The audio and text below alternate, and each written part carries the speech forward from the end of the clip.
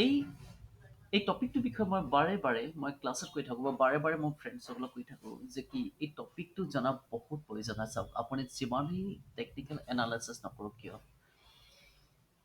এই কেলকুলেশ্যনটো বহুত ইম্পৰ্টেণ্ট হয়। ফাৰ্ষ্ট আপুনি কেলকুলেশ্যন কি কৰিব চাওক, পুট অ' আই চৰি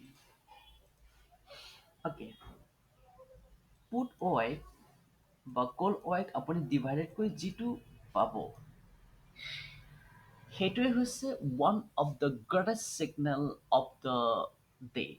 বা নিফটি ফিফটি বা বেংক নিফটি হওক বা নিফটি ফিফটি হওক বা মিড কেপে হওক বা চেনচেক্সে হওক, আপুনি অ' আই কেলকুলেশ্যন কৰাৰ পিছত যিটো আপুনি পি চি আৰ পালে বা যিটো আপুনি ইয়াৰ পি চি আৰ ভেলু পালে, সেইটোৱে হৈছে মাৰ্কেটৰ একচুৱেল তাৰ ৰিজাল্ট হয় বা একচুৱেল তাৰ কি হয়, এটা ছিগনেল হয় যে মাৰ্কেটটো বুলছ হ'ব নে বিয়াৰ্ছ হ'ব।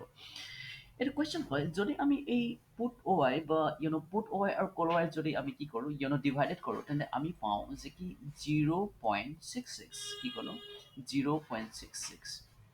অ'কে, চ' আপুনি যদি এতিয়াই বা আপুনি যদি এতিয়াই গৈ কিনে যদি এন এছ চি অপশ্যন চেনেলত গৈ কিনে যদি আপুনি এই পি চি কেলকুলেশ্যনটো কৰি কিনে ক'ব চাই গৈ, তেনে আপুনি পাব 0.66। য' 0.66 যদি আপুনি পি চি আৰ ইয়াৰ ভেলু পাইছে, হোৱাট ডাজ ইট মিন, ইয়াৰ মানে কি হয়, মাৰ্কেটটো বুলছ হ'ব নে বিয়াৰ্ছ হ'ব।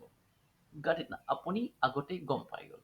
এতিয়া কুৱেশ্যন নেক্সট হৈছে, আপুনি গমহে পালে যে মাৰ্কেটটো কি হ'ব, কি হ'ব, বুলছ হ'ব নে বিয়াৰ্ছ হ'ব।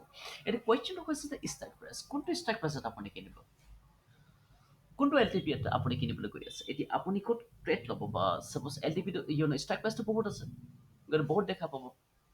গতিকে ষ্ট্ৰাইক প্ৰাইচ ক'ত আছে, আই টি এমত আছে, এ টি এমত আছে, অ' টি এমত আছে, বহুতখিনি ষ্ট্ৰাইক প্ৰাইচ আছে।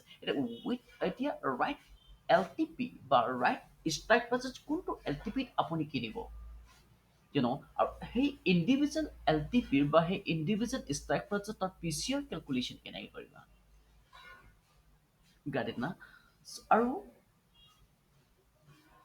যদি আপুনি যদি আপুনি এই প্ৰথমটো বা যদি আপুনি এই 0.6 যিটো আপুনি কেলকুলেশ্যন কৰিলে বা পি চি আৰ কেলকুলেশ্যন কৰিলে, কেলকুলেশ্যন কৰাৰ পিছত আপুনি গম পালে ন' প্ৰব্লেম যে মাৰ্কেটটো আপ যাব বা বুলছ হ'ব নে বিয়াৰ্ছ হ'ব।